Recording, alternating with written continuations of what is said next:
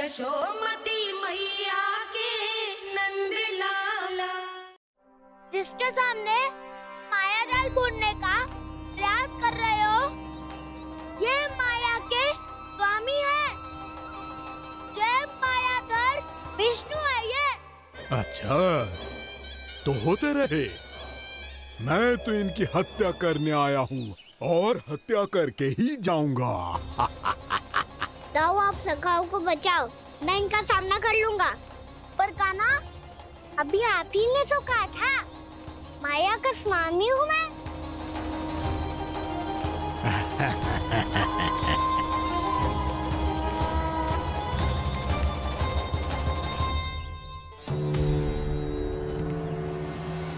ये तो मथुरा का व्यापारी है। इसको अर्थ वो जो था वो सच में छलिया हो तो कहीं वो नंदमोहन तो ना पहुंच गओ। हमें शीघ्र ही गांव जाना पड़ेगा और सबको सावधान करना पड़ेगा। चल।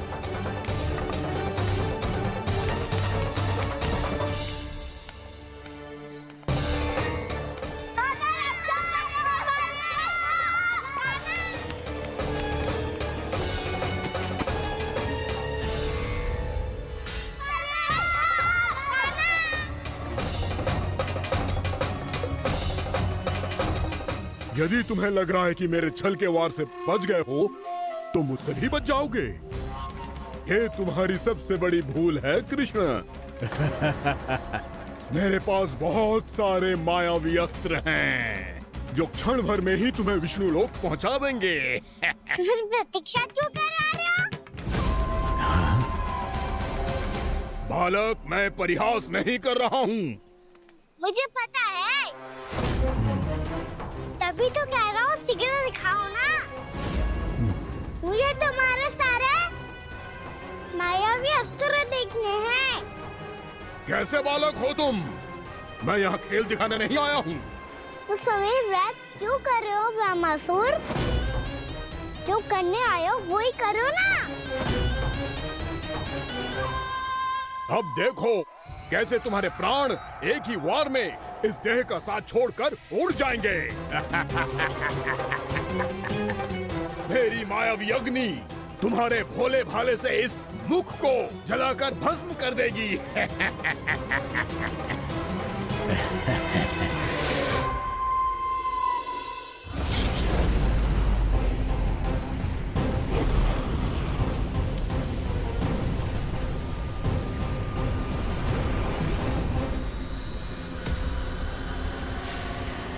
नहीं कह रही हो ब्रह्मासुर? भोला भाला तो दिखता हूँ मैं। भैया भी यही कहती है।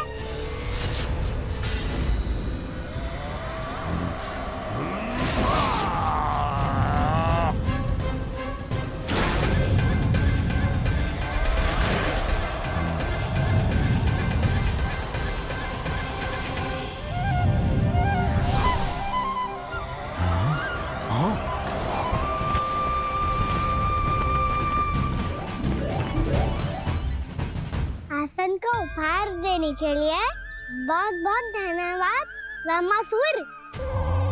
बहुत समय से खड़े खड़े थक गया था मैं।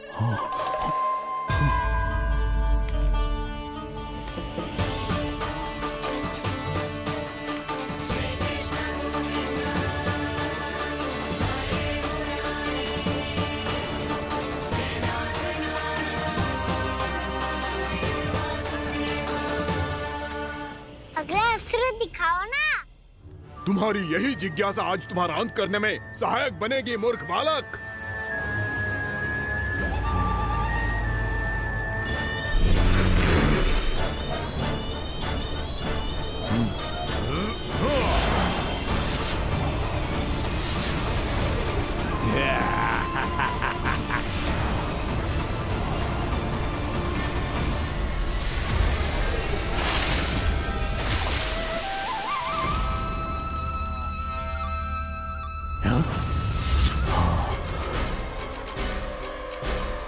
अच्छा, पर प्रक्षालन करना चाहती थे तो पहले क्यों नहीं बताया? मुस्कुराना बंद करो। तुम्हारी ये हंसी मुझे कांटों की तरह चुभ रही है। पर मैया तो कहती है कि मेरी मुस्कुराहट फूलों की तरह है।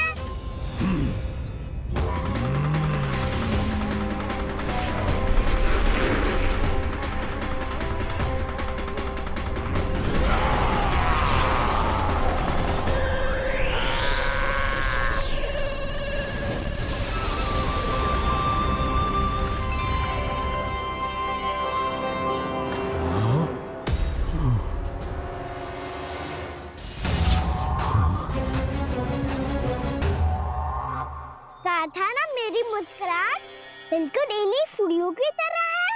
और तुम कर क्या रहे हो मामा सर? कभी आसन दे रहे हो, कभी पद प्रक्षालन कर रहे हो और अब फूल भी चढ़ा दिए। तुम मुझ पे वार करने आए हो कि पूजा करने? तुम्हारी पूजा तो मैं अब ऐसी करूंगा कि तुम मृत्यु के बाद भी मुझे भूल नहीं पाओगे बालक।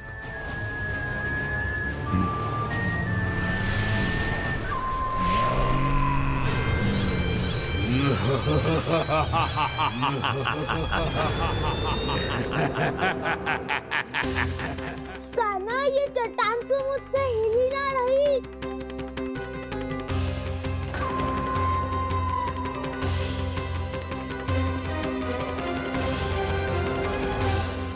अभी कंदरा के अंदर कुछ क्षणों में ही प्राण वायु समाप्त हो जाएंगे।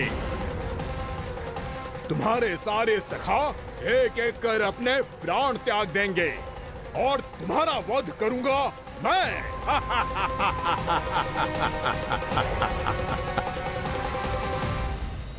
अरे सब जन बच के रहना। छलिया आया हुआ है वृंदावन में। अरे छलिया आ गया है। वृंदावन में मायावी छलिया। अरे क्या होगा? कौन छलिया? मायावी छलिया सबको छलता है वो। हाँ, कुछ भी कर सके है वो। बहुत भयानक। अरे भानु ठहर जरा, क्या हुआ? बहुत भयानक है वो। बच के रहना सब लोग। अरे भेष बदल ले तो है वो। हाँ। क्या होगा? छलिया है वो। अरे पूरी बात तो बताओ। रानी भाभी, रानी भाभी, कान्हा घर पर ही है ना? ऐसे भड़बड़ा क्यों रहे हो? कोई भूत देख लियो है क्या? भूत ना भाभी, छलिया से भेंट हो गई। सच्ची का मायावी छलिया है भाभी।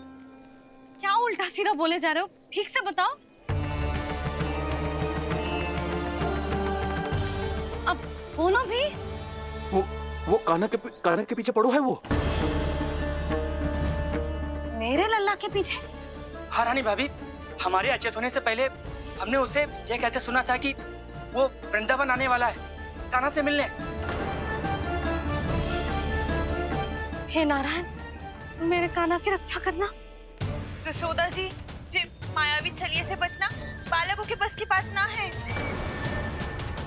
जीजी, बालक वन में अकेले हैं।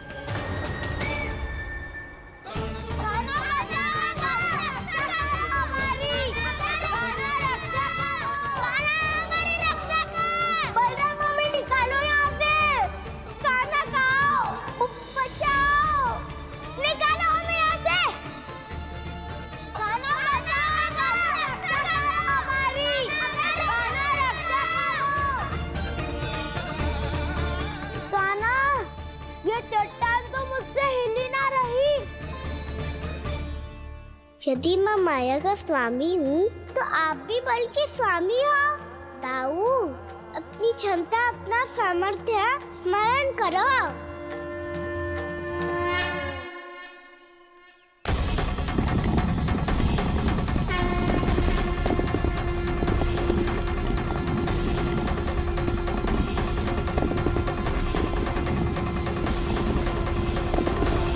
इससे पहले कि वो कंदरा का द्वार खोल के तुम्हारे सखाओं को बाहर निकाले, मैं तुम्हारे प्राण ले लूंगा कृष्ण।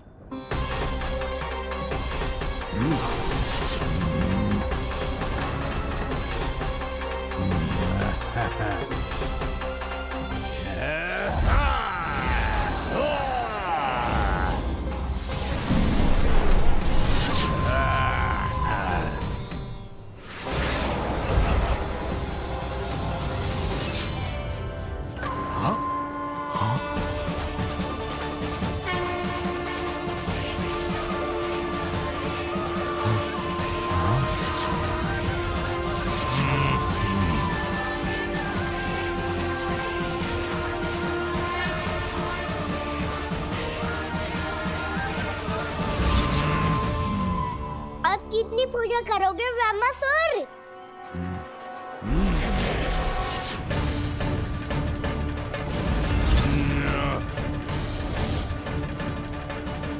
प्रभु तो खेल खिला रहे हैं इससे, और ये खेले जा रहा है विवश होकर, उनकी माया से बाध्य होकर।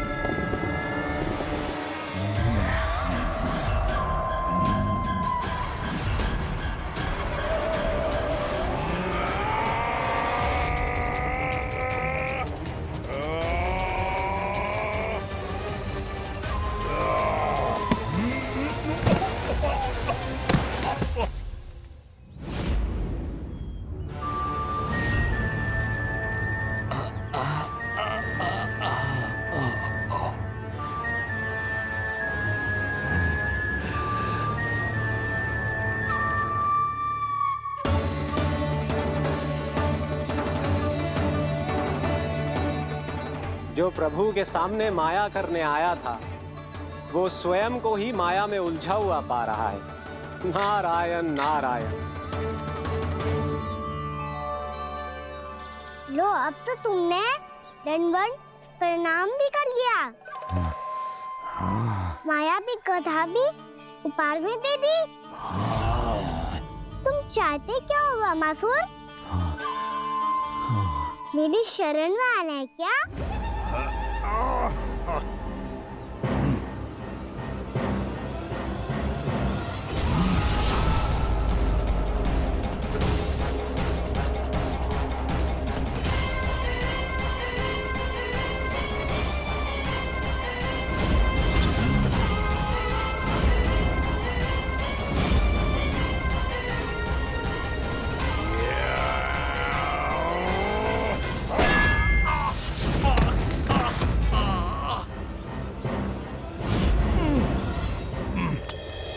सोच विचार का समय ना है हमारे पास। अपने बालकों की रक्षा के लिए इसी क्षण में निकलना होगा। और वो छलिया किसी का भी रूप धारण कर सकते हो। सुलक्षणा तेरा, शांति तेरा या मेरा, किसी का भी रूप धारण करके हमें भ्रमित कर सकते हो। इसीलिए हमें सतर्क रहना होगा। समझ आई? चलो।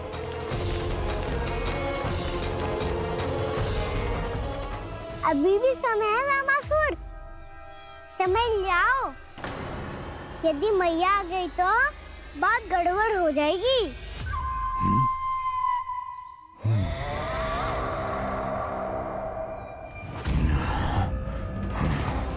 मुझसे झूठ का कोई लाभ नहीं होगा।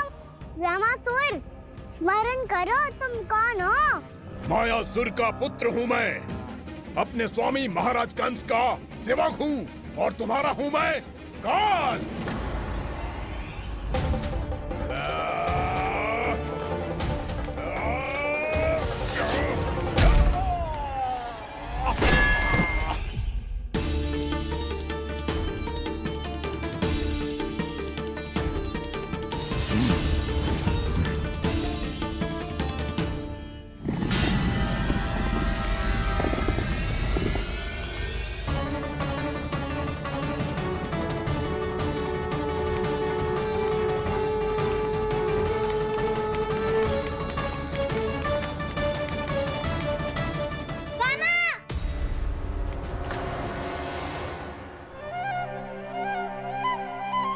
बाबा कहते हैं दुष्टों को पहले बातों से समझाना चाहिए, फिर भी ना माने तो अस्त्र ना उठाना कायरता होती है।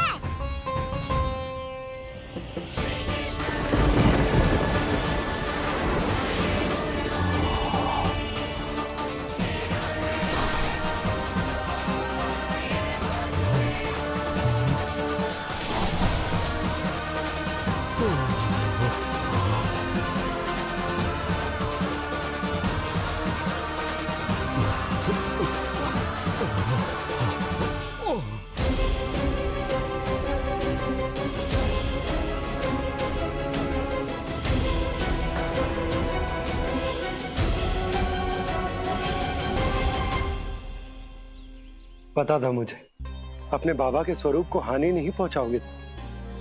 सही कही तुमने। पिता की छवि ही पिता के समान भी आनंदीय होती है। ब्रह्मासुर, ब्रह्मासुर। ये मैं अपने वास्तविक रूप में कैसे आ गया?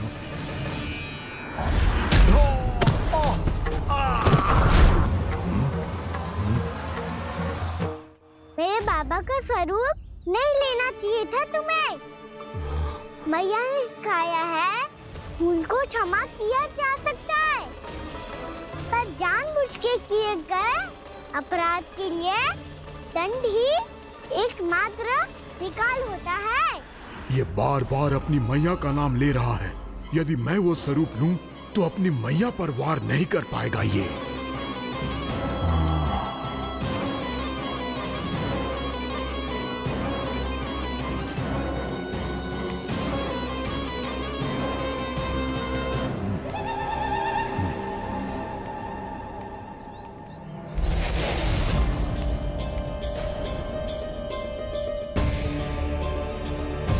लल्ला,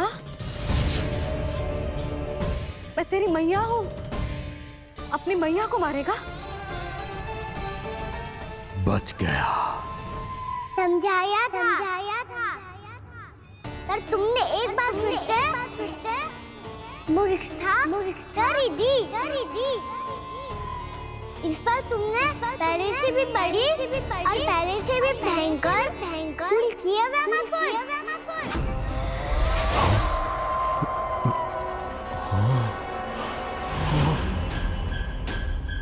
ये क्या हो रहा है मुझे? बार बार मेरा रूप क्यों बदल रहा है? ममता को समझे बिना अधिक समय तक मैया का स्वरूप हरण करके नहीं रख पाओगे ब्रह्मासुर।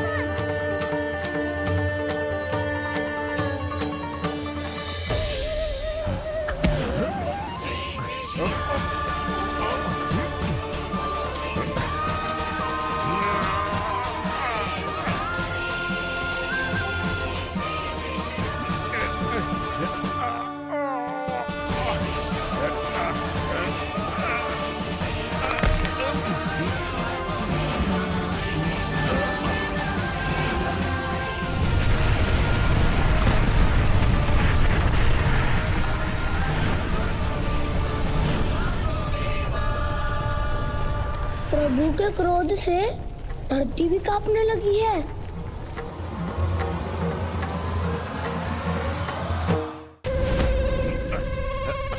पुत्र को मारने के उद्देश्य से एक माँ का रूप लिया तुमने।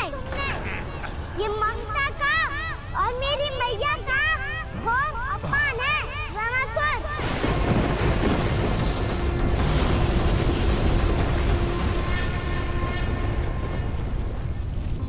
इससे पहले इस असुर के कारण निर्दोष प्राणियों का कोई अहित हो, मुझे कुछ करना होगा। यदि मैं माया का स्वामी हूँ तो आप भी बल के स्वामी हो। दाऊ, अपनी क्षमता, अपना सामर्थ्य स्मरण करो।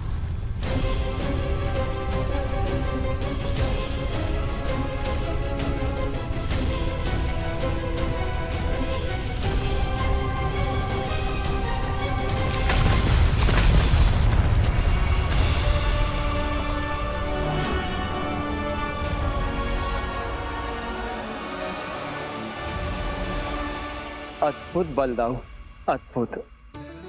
अपने बल का उचित प्रयोग करके आपने प्राणियों को हानि होने से बचा लिया और ये भी सिद्ध कर दिया कि इस युग में आपसे अधिक बलवान और कोई नहीं होगा। आज से आप बलदेव के नाम से भी जाने जाएंगे।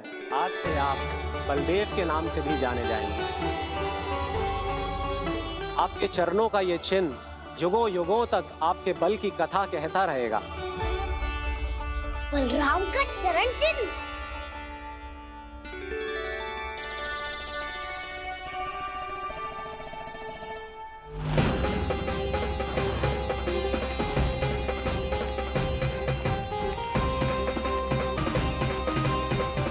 मैं मेरी माया से आज तक कोई नहीं बच पाया है। एक बार मुझे छोड़कर देखो, फिर पता चलेगा कि मैं हूँ कौन। पहले ये तो देख लो कि मैं कौन हूँ।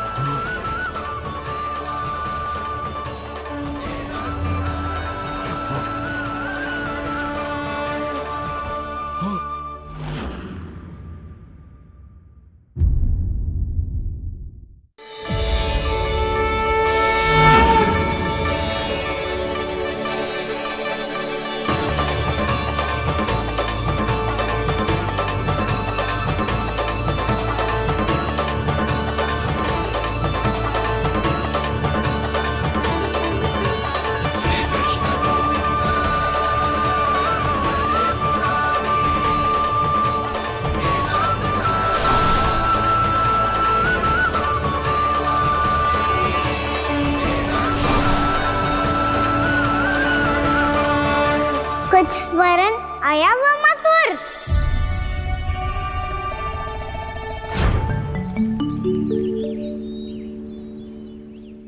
बहुत समय पहले की बात है, बहुत बड़े भूमाकर राज करते थे तुम्हें महान राजा भीमम के नाम से जाना जाता था। सब कुछ था तुम्हारे पास, पर शांति नहीं थी। इसीलिए शांति की खोज में अपना संपूर्ण राज अपने पुत्रों को सौंप कर मलय पर्वत की ओर चल दिए। अनेक वर्षों की तपस्या के बाद तुम्हारे तप की कीर्ति चारों ओर फैलने लगी और फिर सच्चे तपस्वी के रूप में तुम्हारी ख्याति से प्रभावित होकर महर्षि उलट तुमसे भेंट करने आए। राजा भीमरथ, आपने ईश्वर की प्राप्ति के लिए सब कुछ छोड़ दिया, पर अपना अभिमान नहीं छोड़ पाए। इसीलिए मेरे आगमन पर सम्मान के साथ खड़ा होना तो दूर, मेरा अभिवादन भी नहीं किया। अभिमान तपस्वी का गुण नहीं होता है राजन, अभिमान राक्षसी गुण है। इसलिए मैं आपको श्राप देता हूँ कि आप अगले जन्म में एक राक्षस के रूप में जन्म लेंगे, एक राक्षस के रूप में जन्म लेंगे। मुझे क्षमा कर दीजिए महर्षि, मैंने जानबूझकर आपका अपमान नहीं किया है। मैं तो यहाँ पर शांति की खोज में आया था। अपने भीतर के संसार में गहरे सोच विचार में डूबा हुआ था मैं। मुझे क्षमा कर दीजिए महर्षि, मुझे क्षमा कर दीजिए। अपनी भूल का आभास प्रायश्चित की ओर पहला पग होता है। मैं अपना श्राप तो वापस नहीं ले सकता, परंतु आपको एक वचन अवश्य दे सकता हूँ। जब भी प्रभु नारायण का अवतार होगा, आपको उचित समय पे वो वरदान देंगे जिसकी आप लंबे समय से प्रतीक्षा कर रहे हैं।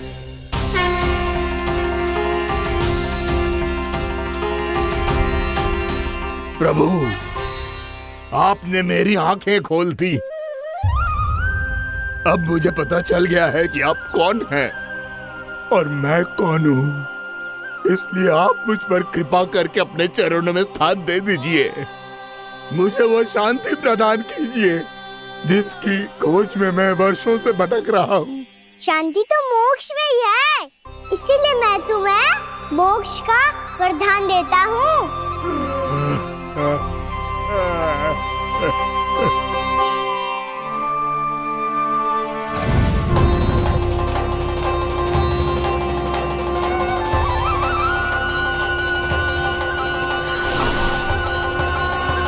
प्रभु की ये लीला सदैव स्मरण रखी जाएगी।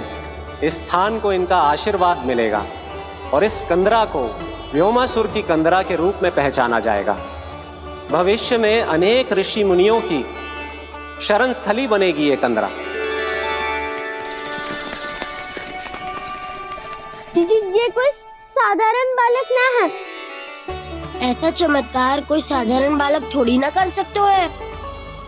तुम सत्य कह रहे थे बलराम। कान्हा सच्ची में भगवान ही है। तभी तो सब देवता इसे बसाने और इसकी ओर से युद्ध करने आते हैं। तुम सब ऐसे आंखें फाड़ के क्यों देख रहे हो मुझे?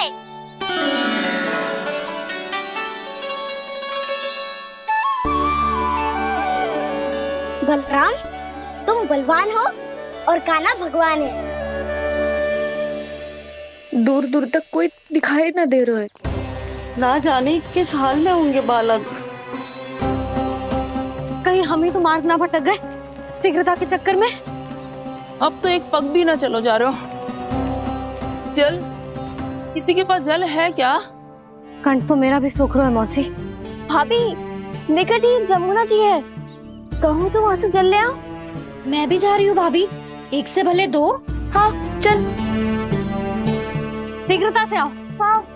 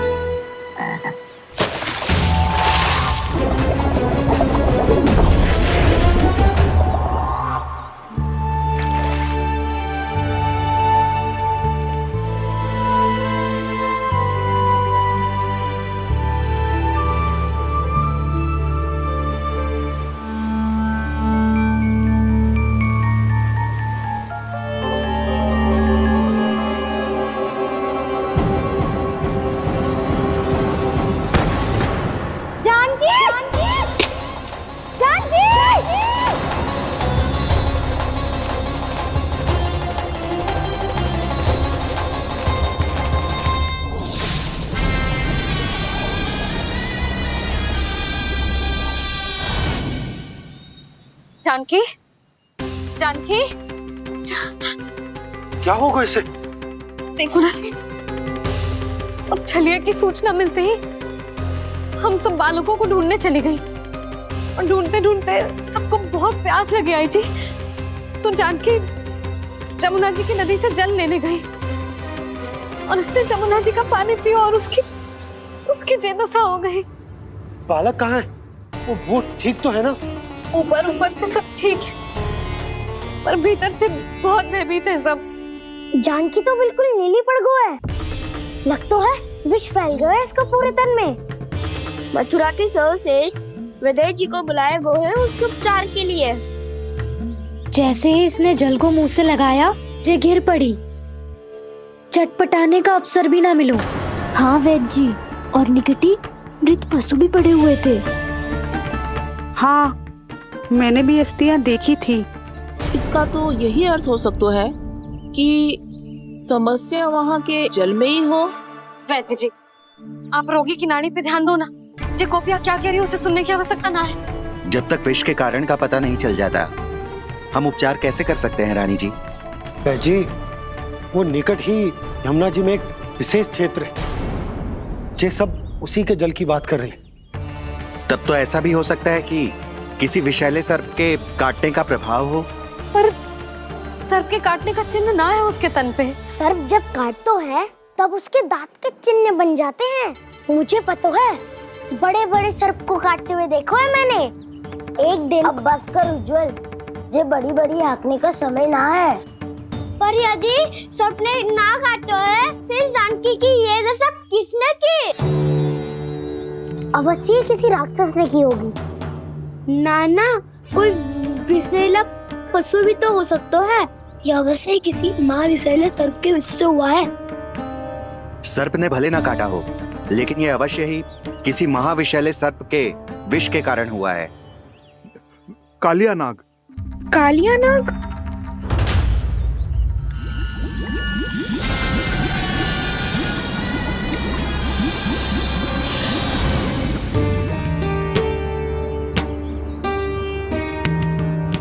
संकेतों से तो ऐसा लगता है कि जानकी ने कालिया नाग के क्षेत्र के विशाल जल पी लियो है। कालिया नाग एक लोक सुरती है, कल्पना में गढ़ी हुई एक कथा, और कछु न है। हमें जाके पता लगाना पड़ेगा। पर हमें वहाँ जाने से मना क्यों है ना बड़ों ने? उज्जवल सही कह रहे हो है। इस समय जानकी के स्वार्थ से अधिक महत्वपूर्ण और कछु ना है। जानकी हमारे लिए ही जलाने गई थी जी, ना मैं उसे जाने देती ना जैसा वो तो। वैद्य जी आप शीघ्र कछु करो, कैसे भी कछु भी करो, पर इसके प्राण बचा लो। यशोदा, धैर्य रखो, श्री नारायण पर विश्वास रखो, वो सब ठीक कर देंगे।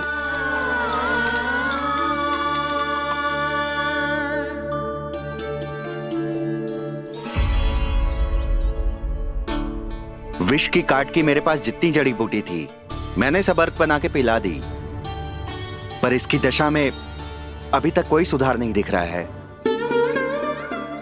यह अंतिम जड़ी बूटी है, अगर इससे भी चमत्कार नहीं हुआ तो फिर जो नारायण की इच्छा।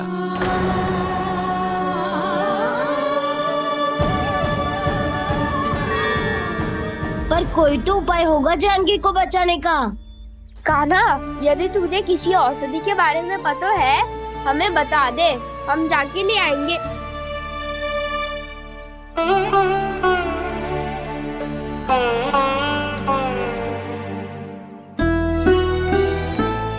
हे नारायण, हे प्रभु, मेरी जानकी के प्राण बचा ले प्रभु। क्या तो मैं अपने आप को कभी क्षमा न कर पाऊंगी। ये सारी मेरे ही कारण बनाई थी। उसकी रक्षा करो प्रभु, मेरी पुकार सुनो। कान्हा, तूने हमें वत्सासुर से बचाया था ना? और बकासुर से भी तो, और छलिया से भी तो तूने ही बचाया था ना हमें। क्या ऐसा कोई उपाय ना है जानकी को बचाने का? धन्वंतरी,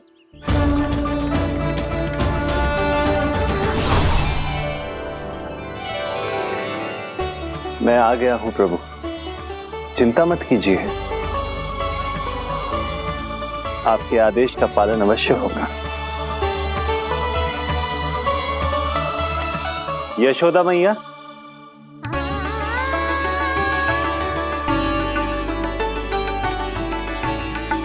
मैया आपको कोई पुकार रहा है।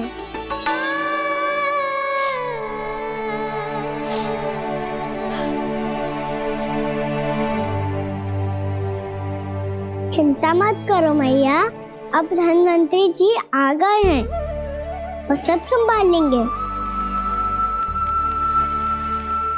धन्वंतरी जी कौन है? जिन्होंने संसार का आयुर्वेद दिया, आरोग्य के देवता, वे श्री नारायण के अवतार।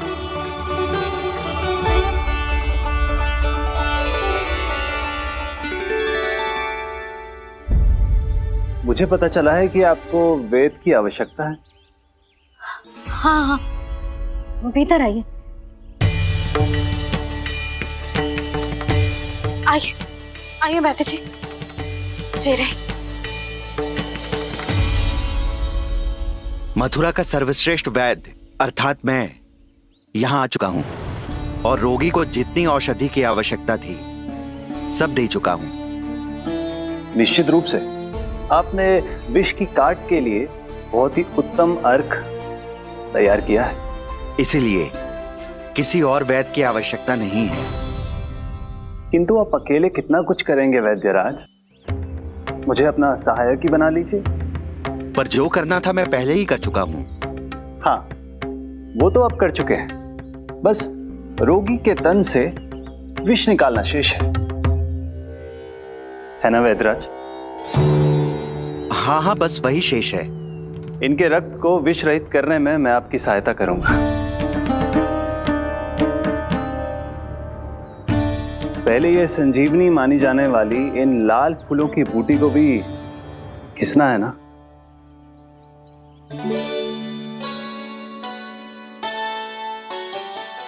हाँ हाँ, तुम सही कह रहे हो, इसे अच्छे से घिसो।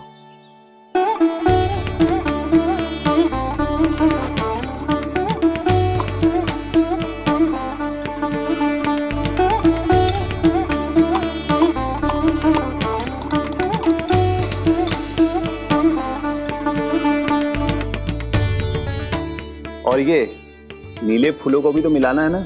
हाँ हाँ, अच्छे सहायक बन सकते हो तुम, ऐसे ही श्रम करते रहो।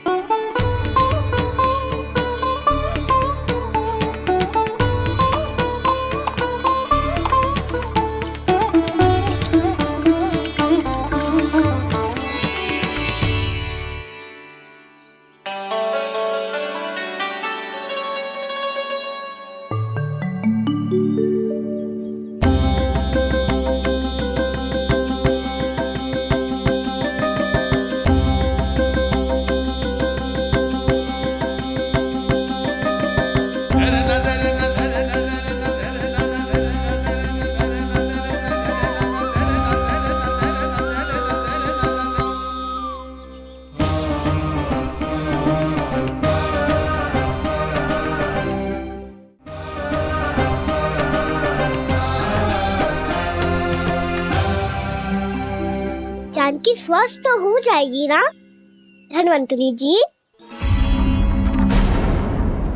धन्वंतरी?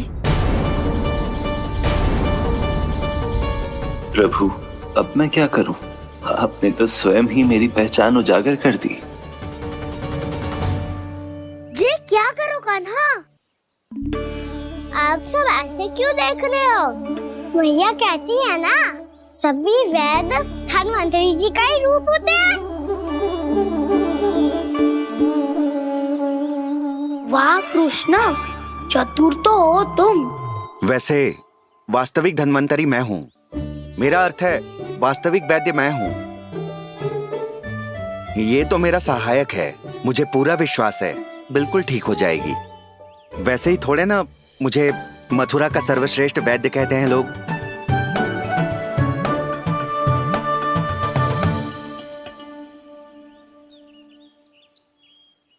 जसोदा भाभी। जसोदा जी, जानकी को चेतना आ गई। जानकी, जानकी, जानकी, तू ठीक है ना? क्षमा करना भाभी, मैं आपके लिए जल ना ला पाई। बस बहुत भूख लगी है।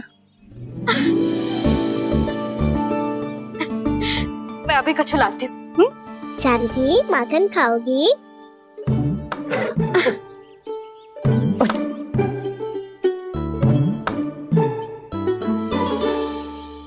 आजा, तू ही खिला दे लल्ला।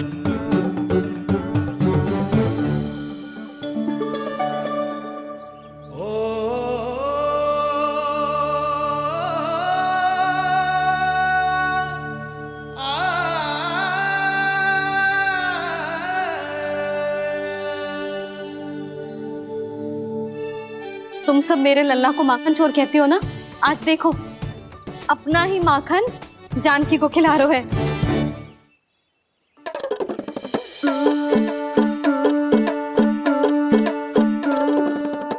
थोड़ा और विश्राम कर लो। सदैव तुम हम सबकी सेवा करती हो, आज मैं तुम्हारी सेवा करूंगा। जानकी की जिद दशा तब हुई जब जय यशोदा काकी की सेवा कर रही थी, और अब देखो स्वयं भगवान ही इसकी सेवा कर रहे हैं। जानते हो इससे क्या सिद्ध होता है?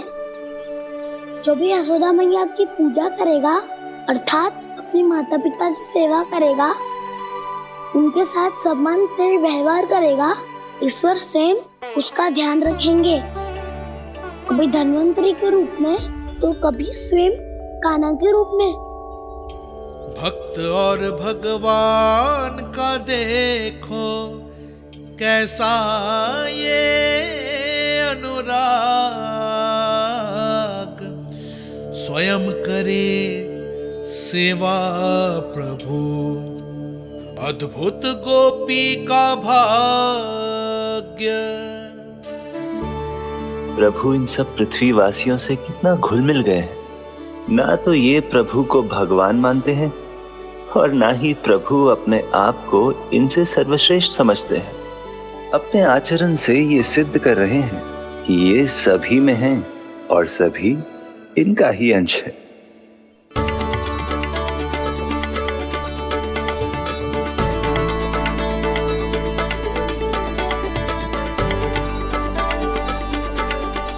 प्रभु, अब मुझे जाने की आज्ञा दीजिए।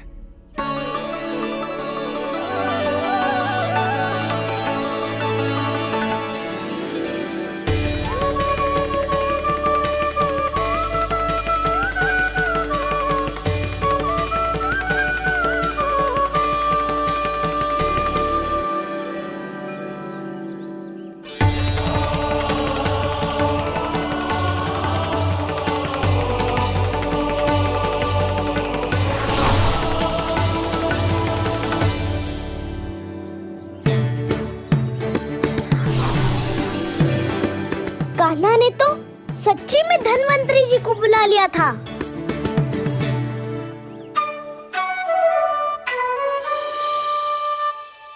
जब से कान्हा का जन्म हुआ है ना, मैं तब से देख रही हूँ, तब से हम पे कोई भी संकट आती है ना, तो अचानक से कोई अपरिचित हमारी सहायता करने आ जाता है, और जाते समय कान्हा की आज्ञा लेके जाते है, और कभी कभी तो इसे प्रभु बोल के जाते है। बाबा संभालो।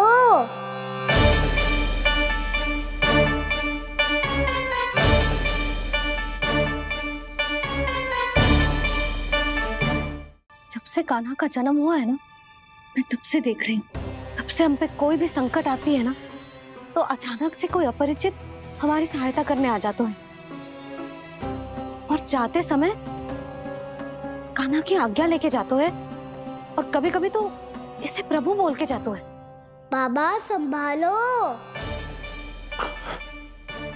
यशोदा, इस जानकी को चढ़ो है और विचित्र विचार तुम्हारे मन में है।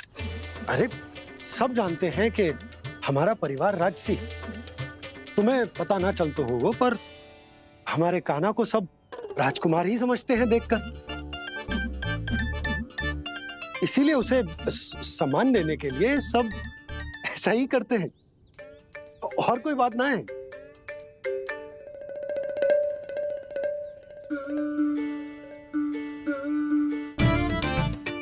अब जे मेरे लल्ला को ऐसे क्यों घूर रहे हैं?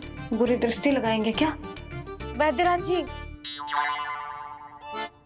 आपके सहायक तो गए, अब आप यहाँ क्यों? वो क्या है ना, मैं अपने रोगी का निरीक्षण करके पूरी तरह से संतुष्ट होकर ही जाता हूँ।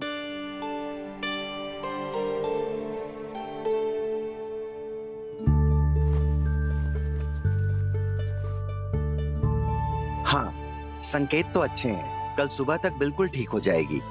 धन्यवाद वैद्य जी।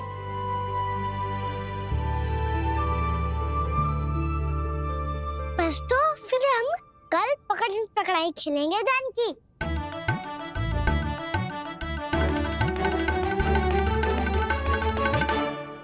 भानु, बंसी, जाकर उस क्षेत्र के चारों ओर बाड़ बनवा दो और वहां सूचना पट्ट भी लगा देना, ताकि जानकी के साथ जो हुआ है वो किसी और के साथ ना हो। शीघ्र जाओ। जी ठीक है।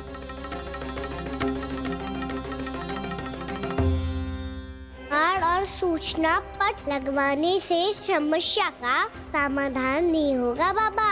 निर्दोष पशु सूचना पट देखकर भी कुछ समझ नहीं पाएंगे।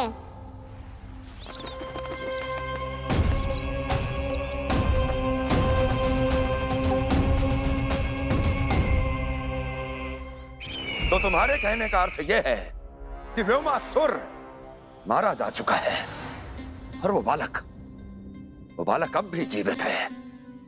हाँ महाराज, मैंने गोप बालकों को कहते सुना था कि कृष्ण ने छलिया को मोक्ष दे दिया है, पर वृंदावन सुरक्षित नहीं है महाराज। वो एक बहुत बड़ी समस्या से जूझ रहे हैं। कैसी समस्या? गांव के निकट क्षेत्र में किसी विषैले सर्प का निवास है। उसके विष का प्रभाव इतना भयानक है महाराज, जैसे विष ना हो, स्वयं हलाहल हो। मेरी कोई भी औषधि रोगी का उपचार नहीं कर पा रही थी। निकट के क्षेत्र में कहाँ है वो सर्प? गोप मानते हैं कि वो सर्प गांव के निकट यमुना नदी के जल में रहता है। मुझे तो लगता है महाराज, ये कालिया नाग की कथा कोई किंवदंती या लोक श्रुति नहीं, एक सच्चाई है, एक विषैली सच्चाई।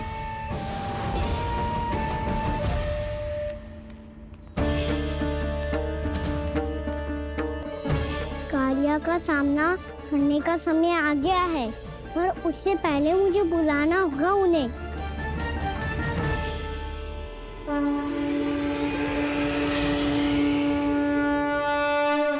संसार के दारुण भय का नाश करने वाले, सभी कष्टों का हरण करने वाले, विश्व का समस्त ऐश्वर्य प्रदान करने वाले, कमल जैसे लोचन, मुख और चरणों वाले आजानुभुज श्री राम को मैं बार बार नमस्कार करता हूँ। आपदामपहर्तारम दातारम सर्व संपदाम लोकाभिरामम श्री रामम भूयो भूयो नमाम्यहम्। कागभूसोंडी, कागभूसोंडी, कागभूसोंडी। प्रभु क्षमा करें, मुझे जाना होगा।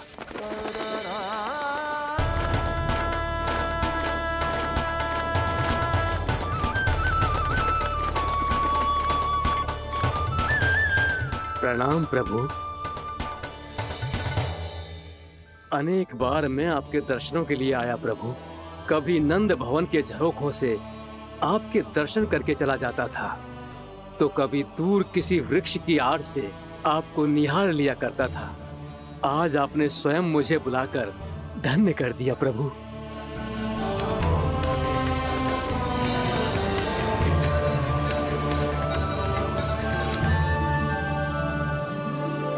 मैंने आपको यहाँ एक विशेष कारण से बुलाया है। आपके श्राप से इस कालियानाग को मुक्त करने का समय आ गया है। ये तो बहुत ही उत्तम समाचार है प्रभु। इतने वर्ष बीत गए, मुझे आज भी स्मरण है वो दिन जब मैंने उन्हें श्राप दिया था। अपने क्रोध पर नियंत्रण खोकर बहुत बड़ी भूल कर दी थी मैंने प्रभु। बीती हुई घटनाओं पर दुखी होके कोई लाभ नहीं है। हमें भविष्य की ओर देखना होगा।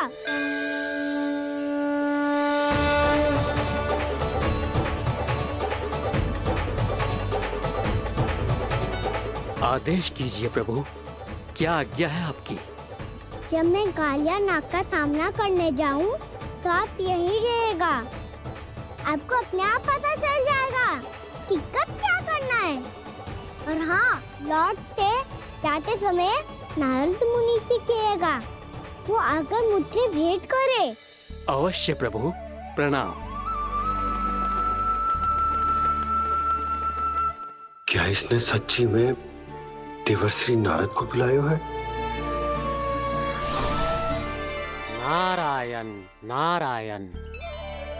आपको संदेश भेजने की आवश्यकता नहीं थी। आप स्मरण करते और मैं चला आता। तुम्हारा कल्याण हो नारद।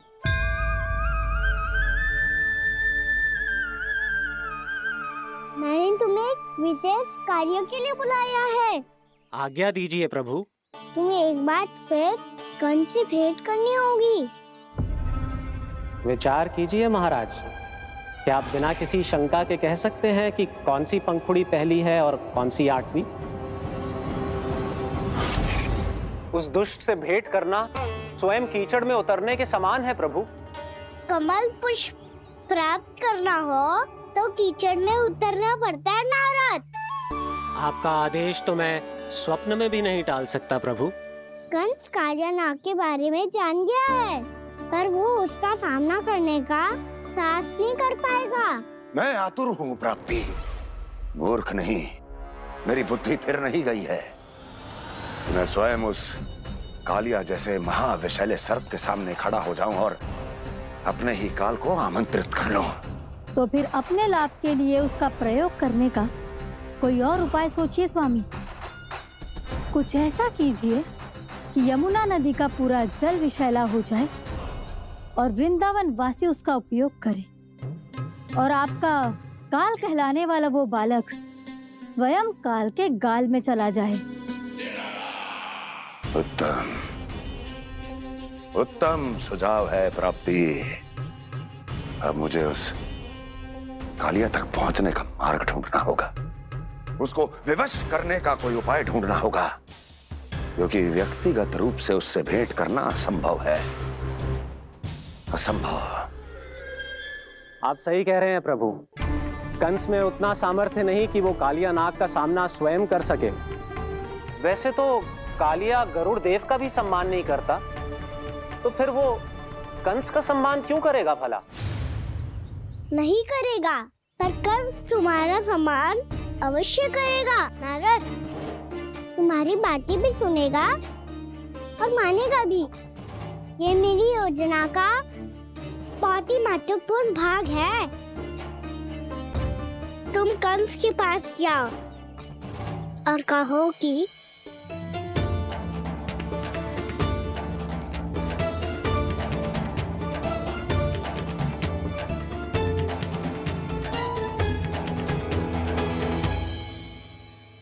संतान अपने माता पिता को तीर्थ का सौभाग्य दिलाती, और मेरा लल्ला कितना महान कि उसने हमारे घर को ही तीर्थ बना दिया। ऐसा तीर्थ जहां मेरी आंखों के सामने भक्त और भगवान का मिलन हो रहा है। जो आज्ञा प्रभु।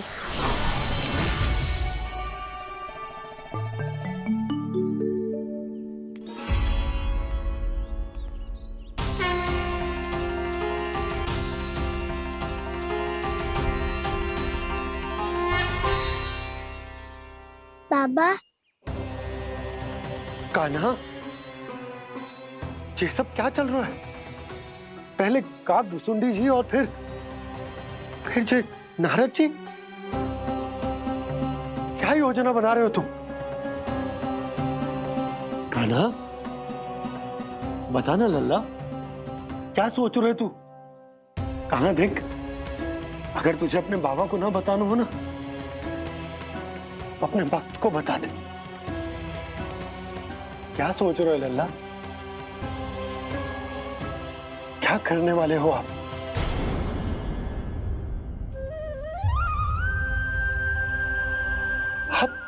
आप इतने दुखी क्यों हो? खाना? खाना? क्या होगा? क्योंकि मुझे आभास हो गया है बाबा, समय आने वाला है। कौन सा समय आने वाला है लल्ला? शीघ्र ही सब कुछ बदलने वाला है। भैया को मेरा सत्य पता चल जाएगा बाबा।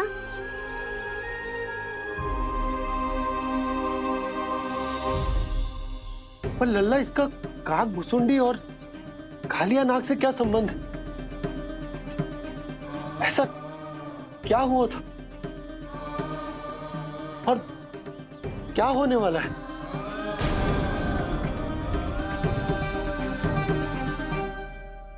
जो होने वाला है बाबा, उसका संबंध उससे है जो सैकड़ों वर्ष पहले हुआ था। महर्षि भृगु के एक वंशज थे वेद शिरोमणि, जो विंध्याचल की पहाड़ियों में साधना कर रहे थे। तभी वहाँ अश्वशिरा नाम के एक दूसरे मुनि आमंत्रण के बिना ही आ गए। कितना सुंदर और शांतिपूर्ण आश्रम है। यहाँ प्रभु की साधना करने में बहुत आनंद आएगा। शीघ्र ही अश्वशिरा मुनि उपस्थिति के कारण होने वाले व्यवधान से बाध्य होकर वेद शिरोमणि ने अपनी आंखें खोली। कौन हो तुम और यहाँ क्या कर रहे हो? आपके आश्रम में बहुत शांति है मुनिवर। साधना करने के लिए बहुत ही उत्तम स्थान है ये। मैं चाहता हूँ कि मैं भी यहाँ। आप यहाँ साधना करना चाहते हैं, लेकिन इतना भी नहीं जानते कि किसी के आश्रम में प्रवेश करने से पहले उसकी आज्ञा लेनी चाहिए। आप ये भी नहीं जानते कि यदि कोई यज्ञ कर रहा हो तो बिना अनुमति के वहाँ प्रवेश करने से उसकी यज्ञ साधना भंग हो सकती है। आप क्या साधना करेंगे मुनि? आप तो साधना के योग्य ही नहीं हैं। इतना अपमान! एक मुनि के मुख से इतने कड़वे शब्द शोभा नहीं देते। मैं तुम्हें श्राप देता हूँ, जितनी विषैली तुम्हारी जिह्वा है उतने ही विषैले सर्प बन जाओ तुम। और ऐसा सर्प जो सांस भी ले तो निकट का वातावरण दूषित हो जाए। तुम्हारे इस दुस्साहस के लिए मैं तुम्हें श्राप देता हूँ कि तुम अभी इसी क्षण कौवा बन जाओ, और ऐसा कौवा जो कांव कांव करके अनर्गल प्रलाप करता रहे।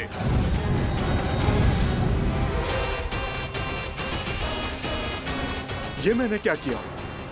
ये मैंने क्या किया? क्रोध के कारण दोनों ने एक दूसरे को श्राप दे दिया।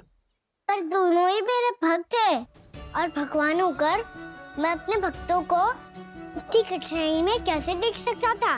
इसीलिए जिस संकट में उन दोनों ने अपने आप को फंसा लिया था, उसका समाधान करने में मैं उनके पास गया।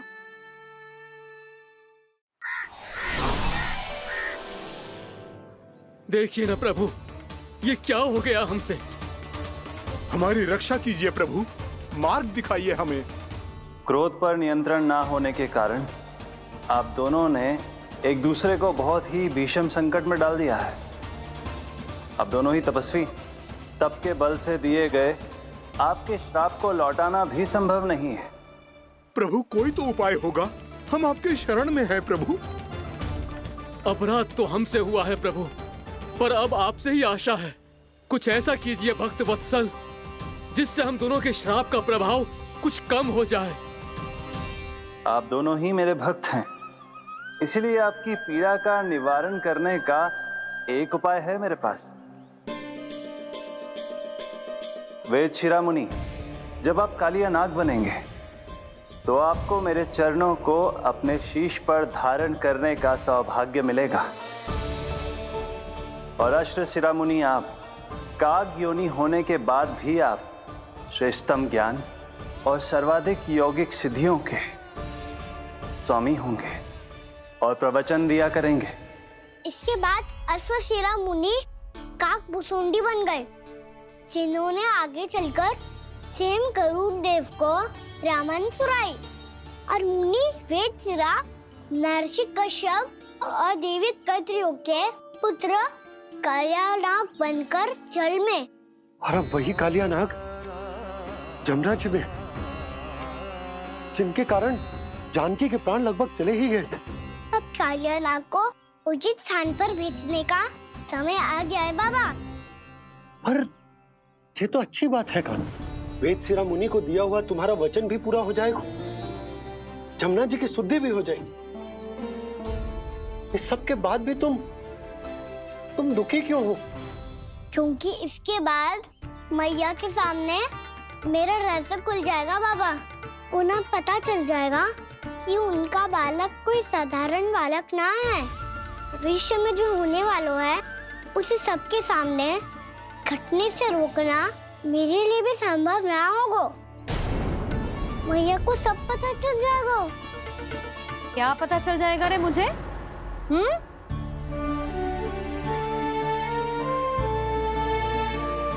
यही कि सबसे अधिक प्रेम मैं आपसे ही करता हूँ। अब बस भी कर, चलो भोजन के लिए बुलाने आई थी तुम दोनों को। भूखा थोड़े ना रहने दूंगी अपने लल्ला को, मेरा लल्ला दुर्बल हो जाएगा ना। आप खिलाओगे तो ही खाऊंगा।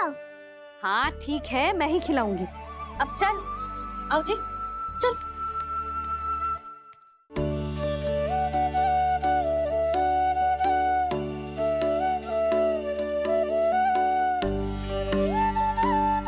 मैया खेलो ना मेरे साथ। मैया सुनो ना, मेरी बात ना मानोगी? अभी बहुत कार्य पड़े लल्ला, देख जानकी को औषधि भी देने जानो है ना। औषधि मैं दे दूंगा, फिर तो खेलोगी ना आप मेरे साथ? पिछले कुछ दिनों से अपनी मैया का अधिक से अधिक प्रेम पाने का प्रयास करो है कान्हा। इसका तो एक ही अर्थ हो सकता है कि कछु बहुत बड़ो होने वालों है। कान्हा रुक जा लल्ला। कान्हा क्यों तंग कर रहा है? मैया को पहन लेना। कान्हा, कान्हा, ये क्या करो तूने?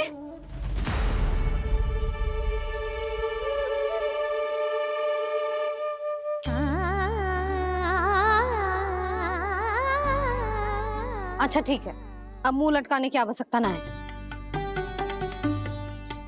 ये ले।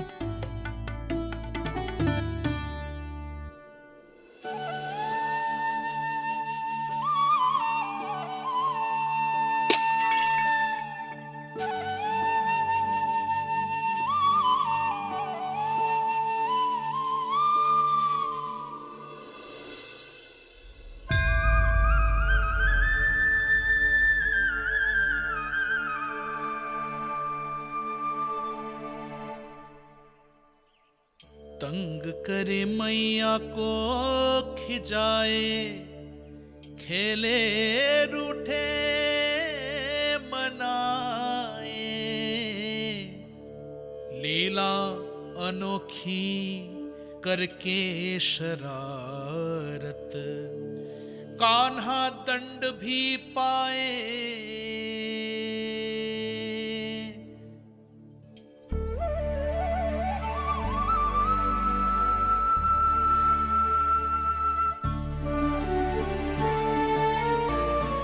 रूठना मनाना, खेलना खिलाना, पहले शरारत करके क्रोध दिलाना और फिर क्षमा मांग लेना, ये सब जानबूझकर कर रहे है कान्हा। जैसे जीवन भर के लिए अपनी मैया की ममता को अपने हृदय में समेट कर रखना चाहते हो।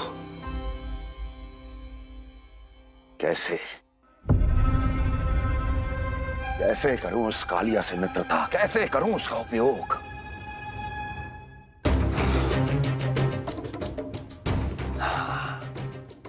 उस पर आक्रमण कर देता हूं और उसे किसी ना किसी तरह से यह विश्वास दिला देता हूं कि यह आक्रमण उस विष्णु अवतार ने किया है। फिर वो क्रोध में आकर सारे वृंदावन वासियों को अपने विष से समाप्त कर देगा। उचित है, ये उचित है। नारायण हरि, नारायण हरि।